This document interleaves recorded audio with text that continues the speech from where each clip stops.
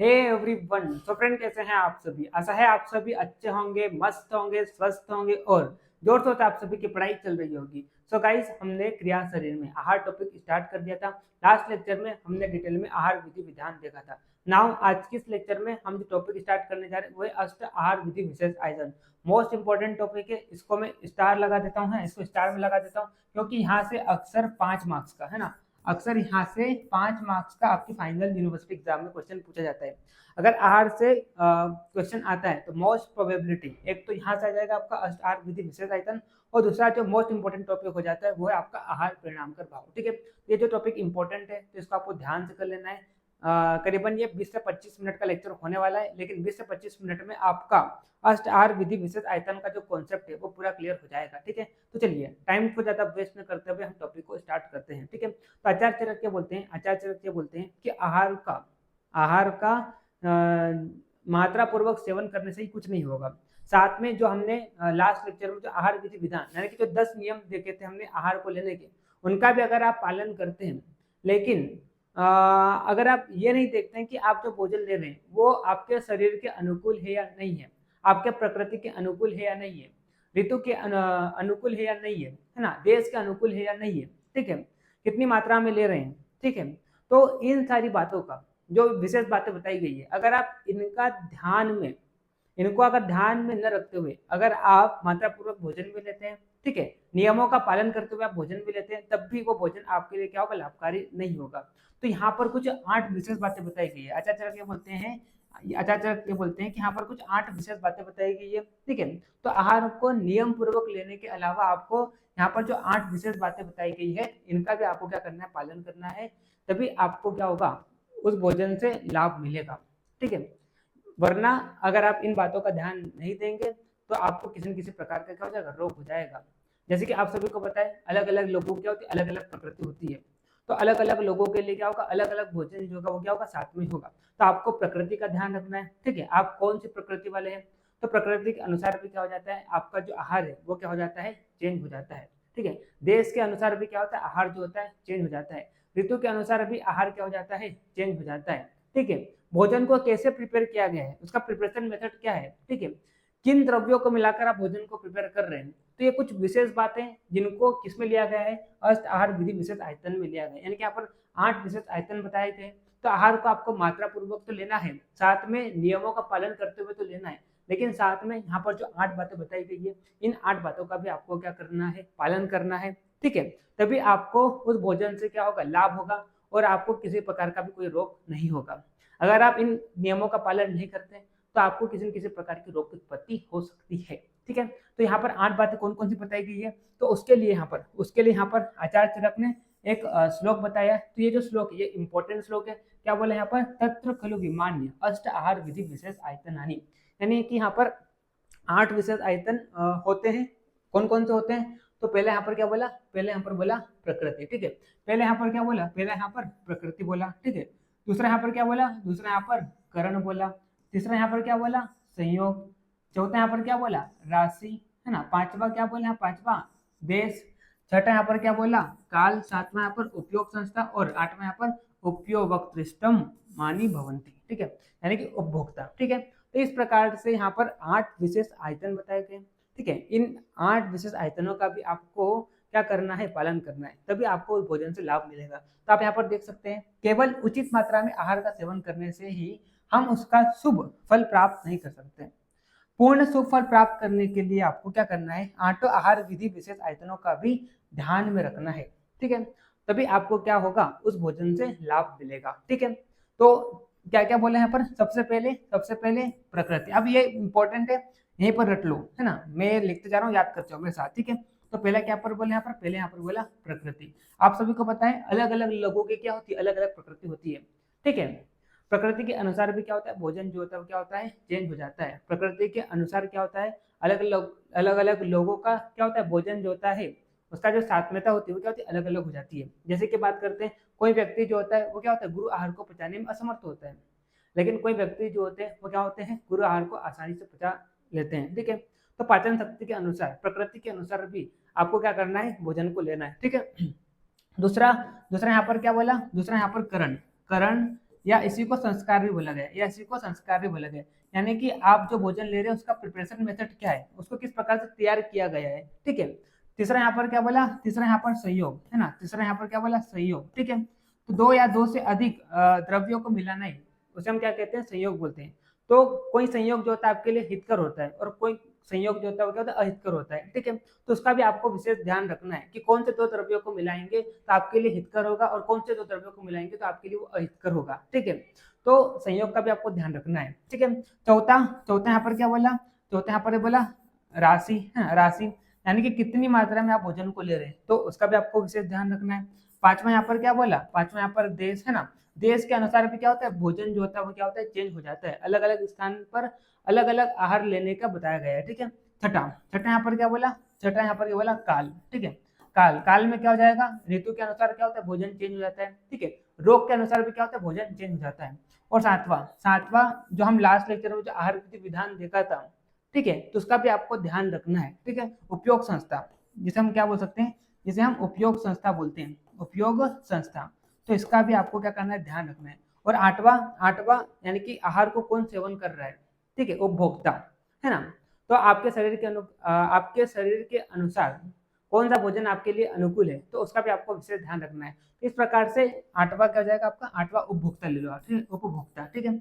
इस प्रकार से ये 8 बातें बताई गई है, और इन 8 बातों का आपको क्या करना है, विशेष ध्यान देना है। और इन्हीं आठों को क्या बोला गया है, अष्ट आहार विधि विशेष आयतन, है ना, अष्ट आहार अष्ट आहार विधि विशेष आयतन बोला गया है, ठीक है। अष्ट आहार विधि विशेष आयतनानि भवन्ति, ये सब क्या होते हैं, 8 विशेष आयतन होते हैं, ठीक है। चलिए, तो आप देखिए, यहाँ पर सबसे पहले क्या बोला, प्रकृति, इंग्लिश में से क्या बोलते हैं, नेचर।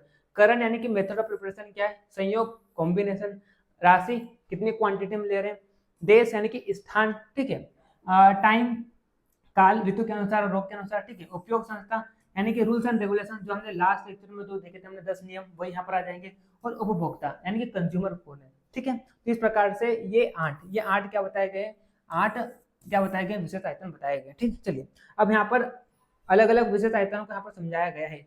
तो सबसे पहले यहाँ पर क्या बोला, सबसे पहले यहाँ पर बोला प्रकृति, ठीक है। तो यहाँ पर क्या बोला, आहार द्रव्यों में जो गुरु, देखो अब प्रकृति का मतलब क्या हो जाएगा, जैसे कि आप सभी को पता है कि अलग अलग द्रव्यों की क्या होती है, अलग अलग प्रकृति होती है। कोई द्रव्य जो होते हैं वो क्या होते हैं, गुरु होते हैं, कोई द्रव्य होते हैं वो क्या होते हैं, लघु होते हैं। फॉर एग्जाम्पल अगर हम मूंग की बात करते हैं, तो मूंग जो होता है वो कैसा होता है, लघु होता है। उड़द जो होता है वो कैसा होता है, गुरु होता है, ठीक है। जैसे कि बात करते हैं मांस में, अगर हम बात करते हैं तो सुअर का मांस जो होता है वो कैसा होता है, गुरु होता है। लेकिन हिरण का मांस जो होता है वो कैसा होता है, लघु होता है। तो आपको आहार की प्रकृति क्या है उसको भी ध्यान रखते हुए आपको क्या करना है, आहार का सेवन करना है, ठीक है। तो प्रकृति का भी और अलग अलग लोगों की क्या होती है, अलग अलग प्रकृति होती है। तो अलग अलग लोगों के लिए अलग अलग आहार जो होता है वो क्या होता है, साथ में होता है, ठीक है। तो प्रकृति का भी आपको विशेष ध्यान रखते हुए कि ये द्रव्य गुरु है या लघु है, ये है ना, या और भी आदि गुणों को भी लेकर आपको क्या करना है, आहार का सेवन लेना है।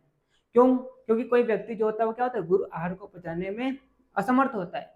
तो अगर किसी व्यक्ति के लिए गुरु आहार पचाने में प्रॉब्लम हो रही है, ठीक है, अधिक समय लग रहा है, तो उसको फिर क्या करना है, गुरु आहार को नहीं सेवन करना है।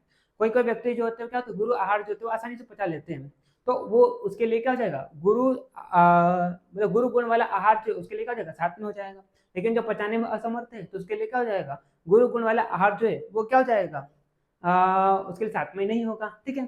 तो इस हिसाब से आपको द्रव्य की प्रकृति को ध्यान में रखते हुए आहार का सेवन करना है।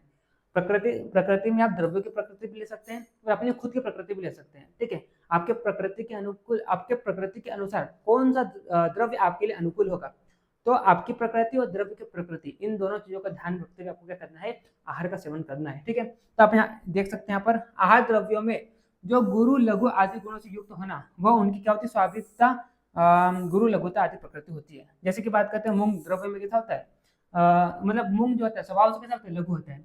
और उड़द की बात करते हैं स्वभाव से गुरु होता है। वही अगर हम स्वर के मांस की बात करें तो यहाँ पर ये बोला गया है कि अलग अलग द्रव्यों की क्या होती है, अलग अलग प्रकृति होती है, ठीक है। तो आपको आपके प्रकृति के अनुसार कौन सा आहार आपके लिए साथ में होगा, तो उसका विशेष ध्यान रखते हुए आपको क्या करना है, आहार का सेवन करना है, ठीक। चलिए फिर आगे बढ़ते हैं। आगे देखिए वही चीज यहाँ पर मैं इंग्लिश में भी लेकर आया हूँ, प्रकृति, स्वभाव और द नेचुरल एट्रीब्यूट और trait of a substance. Such as heaviness etcetera. For example the prakriti of black gram और पॉक्स heavy while that of green gram and deer meat जो होता है लाइट होता है। यानी कि अलग अलग द्रव्यों की क्या होती है, अलग अलग प्रकृति होती है। तो आपको आपके प्रकृति के अनुसार कौन सा भोजन आपके लिए क्या होगा, अनुकूल होगा, कौन सा भोजन आपके लिए साथ में होगा, तो उसका आपको क्या करना है, सेवन करना है। ठीक, तो प्रकृति में आप खुद की प्रकृति को भी देखिए, साथ में आप द्रव्यों की प्रकृति को भी देखिए। ठीक है, चलिए उसके बाद अगला यहाँ पर क्या बोला, अगला यहाँ पर बोला करण। करण का मतलब क्या होता है, इसे संस्कार भी बोलते हैं, है ना। इसे आयुर्वेद में क्या बोला गया है, संस्कार भी बोला गया है। ठीक है, संस्कार। इसे इंग्लिश में बोलेंगे तो प्रिपरेशन मेथड, इंग्लिश में हम बोलेंगे तो इसे हम क्या बोल देते हैं, इसे हम प्रिपरेशन मेथड बोल देते हैं। ठीक है, यानी कि द्रव्यों को किस प्रकार से तैयार किया गया है, प्रिपरेशन मेथड। ठीक है, अब देखो संस्कार की बात करते हैं तो संस्कार का मतलब क्या होता है, संस्कार का मतलब क्या होता है कि द्रव्य के स्वाभाविक या पूर्व स्थित गुणों से भिन्न अन्य गुणों को लाना, द्रव्य में उत्पन्न करना क्या कहलाता है, संस्कार कहलाता है। ठीक है, तो मान लो कोई द्रव्य है ना, मान लो कोई द्रव्य है, तो उस द्रव्य में जो गुण है, जो स्वाभाविक गुण है, इसके अलावा और भी भिन्न गुण को लाना, उसे हम क्या कहते हैं, उसे हम संस्कार कहते हैं। तो भिन्न गुण कैसे लाएंगे, तो यहाँ पर कई सारी विधियां बताई गई है। जैसे कि किसी भी द्रव्य को अगर आप क्या करते हैं, पानी में रख देते हैं, ठीक है, और अग्नि पर रखते हैं, मतलब किसी भी द्रव्य को नहीं, जिसके बात करते हैं चावल है ना, चावल को लो पानी में रखो आप, ठीक है, और उसे आप क्या करो, अग्नि दो, तो चावल तो कैसा होता है, चावल का स्वाभाविक गुण जो होता है कच्चे चावल का, वो कैसा होता है, गुरु होता है। लेकिन उसको अग्नि देकर पकाते हैं तो वो कैसा हो जाता है, लघु हो जाता है। ठीक है, तो यहाँ पर हमने क्या कर दिया, उसका जो गुण था इसके अलावा हमने उसमें भिन्न गुण ला दिया। ठीक है, तो उसे हम क्या कहते हैं, उसे हम संस्कार कहते हैं, यानी कि नए गुण को उत्पन्न करना किसी भी द्रव्य में, उसे हम क्या कहते हैं, उसे हम संस्कार कहते हैं। ठीक है, इसके अलावा और भी मेथड होती है, जिसकी बात करते हैं मंथन, दूसरा जो मेथड होता है मंथन का बेस्ट एग्जाम्पल आपको मैं दूं तो दही जो होता है ना, दही जो होता है वो क्या करता है, शोथ को उत्पन्न करता है ना। लेकिन उसी दही को घी के साथ अगर आप क्या करते हैं, मंथते हैं, मंथन करते हैं, तो वही दही जो होता है वो क्या होता है, शोथ कारक हो जाता है, शोथ नाशक हो जाता है। ठीक है, शोथ को कम करने वाला हो जाता है। इसके अलावा आप संस्कार किस प्रकार से कर सकते हैं, अगर आप किसी द्रव्य को लंबे समय तक रखेंगे, जैसे कि बात करते हैं चावल, चावल जो होता है उसका स्वाभाविक गुण क्या है, वो गुरु होता है। लेकिन अगर 1 साल से अधिक चावल हो गया है तो वही चावल जो होता है वो क्या हो जाता है, लघु हो जाता है। जैसे कि और एग्जाम्पल्स की बात करूँ तो भावना देकर आप संस्कार दे सकते हैं। भावना, भावना यानी कि किसी द्रव्य को मिलाना। फॉर एग्जाम्पल विष में अगर क्या कर देंगे आप, गौमूत्र को मिला देंगे, ठीक है, तो कुछ दिनों में क्या हो जाएगा, करीबन 10 से अधिक दिन में क्या हो जाएगा, उस विष में गौमूत्र के गुण आ जाएंगे और उसका जो विष है वो क्या हो जाएगा, कम हो जाएगा। ठीक है, इसके अलावा अगर आप क्या करते हैं, घी को तांबे के बर्तन में रखते हैं 10 दिन से अधिक, तो वही घी जो होता है आपके लिए क्या बन जाता है, विष बन जाता है, जो कि पहले विष नहीं था, लेकिन तांबे में रखने के बाद वो क्या बन जाता है, आपके लिए विष बन जाता है। तो इस प्रकार से नए गुणों को उत्पन्न करना ही क्या कहते हैं, हम संस्कार कहते हैं।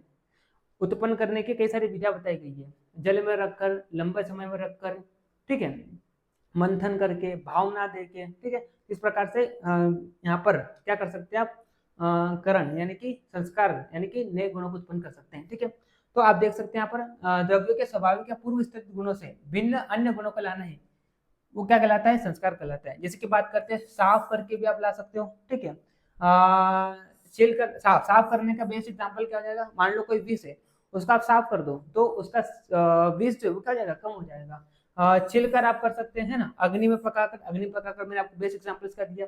चावल जो होता है उसको अग्नि में पकाओ तो चावल कैसा होता है, गुरु होता है, लेकिन पकने के बाद वो कैसा हो जाता है, लघु हो जाता है। ठीक है, तो इस तरह से हमने क्या कर दिया, संस्कारों से हम क्या कर सकते हैं, द्रव्य में नवीन गुणों को उत्पन्न कर सकते हैं। जैसे कि यहाँ पर देखिए चावल जो होता है गुरु होता है, जल में डालकर नवीन गुण उत्पन्न किए जाते हैं, तथा कच्चा चावल गुरु होता है। ठीक है, तो उसे जल में डालकर अग्नि पकाकर क्या हो जाएगा, वो लघु हो जाता है। तो चावल जो होता है कच्चा वो तो कैसा होता है, गुरु होता है, लेकिन अगर आप उसको अग्नि में डाल, जल में डालकर अग्नि पकाते हैं तो वो कैसा हो जाता है, लघु हो जाता है। तो इस तरह से द्रव्यों में नए गुण को उत्पन्न करना, है ना, वो क्या कहलाता है, वो क्या कहलाता है, वो संस्कार कहलाता है। तो आपको संस्कार का भी विशेष ध्यान रखना है, यानी कि आप भोजन को किस प्रकार से प्रिपेयर कर रहे हैं तो उसका भी आपको क्या करना है, विशेष ध्यान रखना है।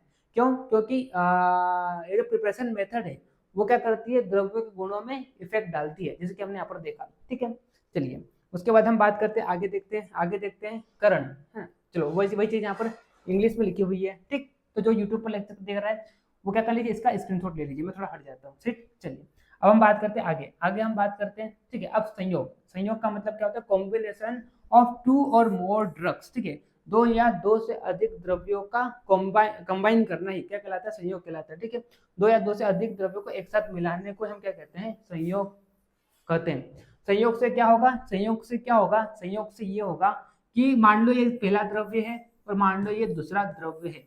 ठीक है, तो पहले द्रव्य में जो गुण है ना, पहले द्रव्य में जो गुण है और दूसरे द्रव्य में जो गुण है, ठीक है, तो अगर आप इन दोनों को मिला देंगे, इन दोनों को अगर आप क्या कर देंगे, मिला देंगे, तो इनमें कुछ ऐसे गुण हो जाएंगे जो प्रत्येक प्रत्येक द्रव्य में नहीं थे, यानी कि इसमें वो गुण नहीं था ना इसमें वो गुण था, लेकिन जब इन दोनों का आपने मिला दिया तो इसमें कुछ नए गुण आ गए, तो इसको क्या कहते हैं, संयोग कहते हैं। ठीक है, तो संयोग से क्या होता है, संयोग से मिश्रित द्रव्यों में विशेष गुण उत्पन्न हो जाते हैं। जैसे कि मैंने अभी आपको बोला कि इस द्रव्य में भी वो गुण नहीं थे और इस द्रव्य में भी वो गुण नहीं थे, लेकिन दोनों को जब मिलाया तो इसमें कुछ नए गुण आ गए। ठीक है, तो संयोग से क्या होता है, मिश्रित द्रव्यों में विशेष गुण उत्पन्न हो जाते हैं जो संयोग करने वाले पृथक पृथक द्रव्यों में नहीं होता है। यानी कि जैसे कि मैंने एग्जांपल दिया, पहला और दूसरा द्रव्य है, ठीक है, तो जब इनको आप क्या करेंगे, मिलाएंगे, तो इसमें कुछ विशेष गुण उत्पन्न हो जाएंगे जो कि ना पहले वाले द्रव्य में था वो गुण, ना दूसरे वाले द्रव्य में वो गुण था। इनको मिलाने के बाद इसमें कुछ नए गुण आ गए। तो इस प्रकार से संयोग जो होता है वो भी क्या होता है, इंपॉर्टेंट होता है। तो आप जो भोजन को प्रिपेयर कर रहे हैं, ठीक है, तो आप किन द्रव्यों को मिलाकर भोजन का प्रिपरेशन कर रहे हैं।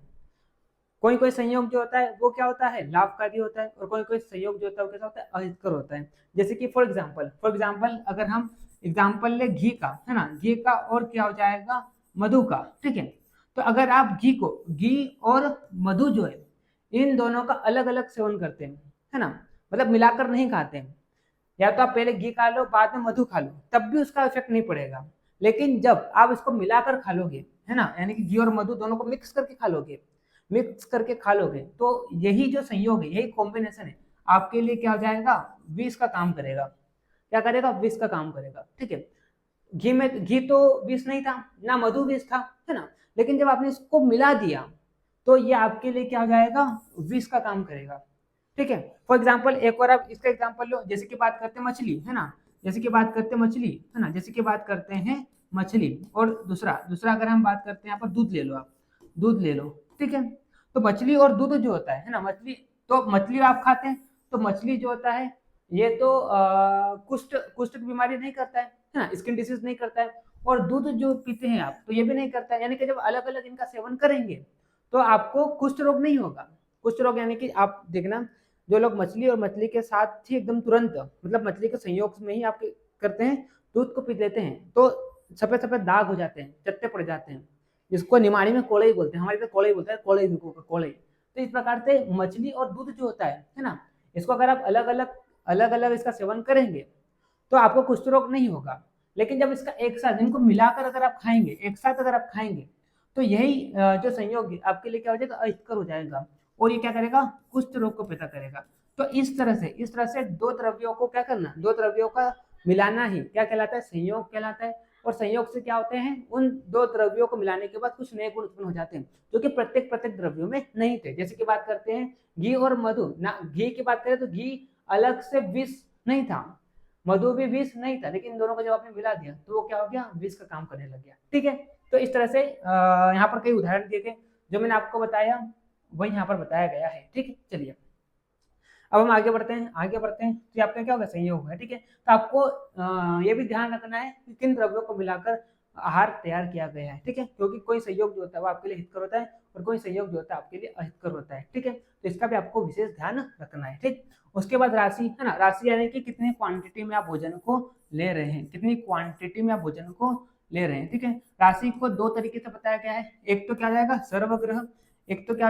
सर्वग्रह, और दूसरा क्या हो जाएगा, परिग्रह। ठीक है, सर्वग्रह का मतलब क्या होता है, सर्वग्रह मतलब यहाँ पर द्रव्यों की जो क्वांटिटी वो पिंड में ली गई, यानी कि पूरे समूह में एक साथ, मतलब पूरे आहार का क्वांटिटी क्या कहलाता है, वो सर्वग्रह कहलाता है।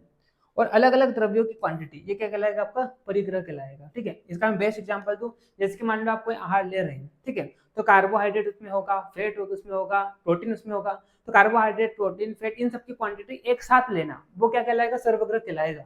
और परिग्रह की बात करते हैं तो कार्बोहाइड्रेट उसमें कितना है ना, प्रोटीन उसमें कितना है, फैट उसमें कितना है, तो अलग अलग कंपोनेंट की अलग अलग क्वांटिटी लेना वो क्या कहलाएगा, आपका परिग्रह कहलाएगा। ठीक है, तो आपको मात्रा का भी क्या करना है, ध्यान रखना है।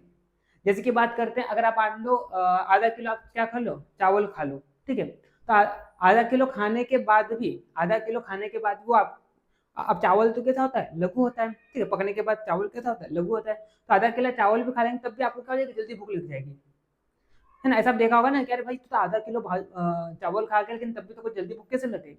वही अगर दूसरा व्यक्ति है, अगर वो एक पाव दाल भी खाएगा तो उसको जल्दी भूख नहीं लगेगी। तो क्वांटिटी जो होती है वो भी क्या होती है, मैटर करती है, ठीक है।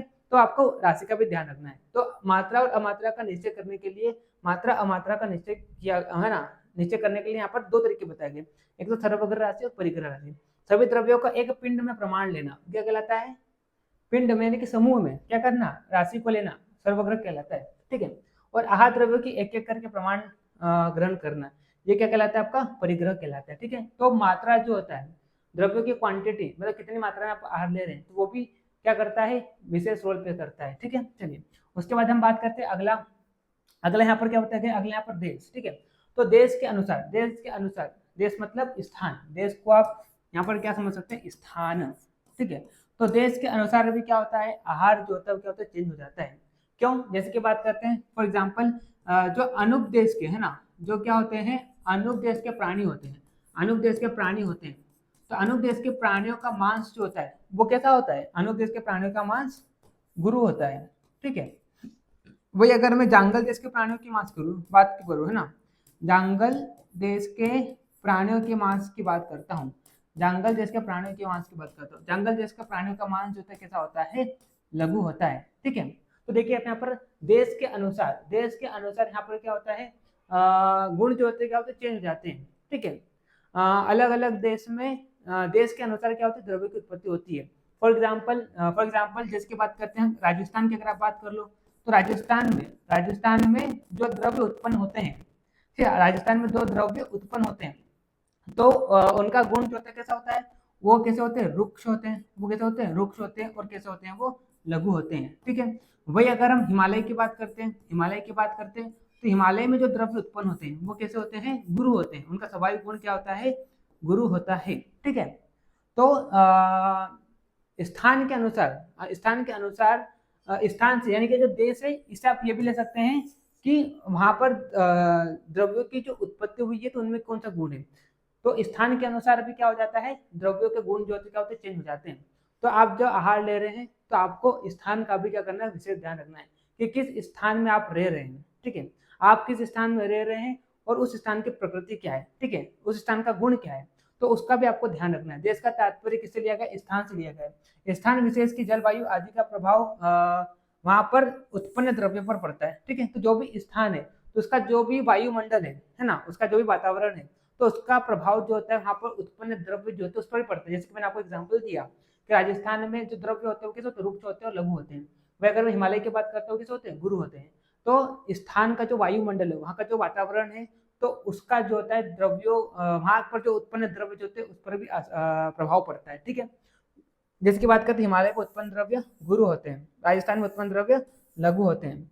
तो इसलिए यहाँ पर ये बोला गया है कि हिमालय पर रहने वाले, अब देखो देश से आप एक ये बोल लो, देश से आप शरीर के सात्म्यता को भी ले सकते हैं, ठीक है।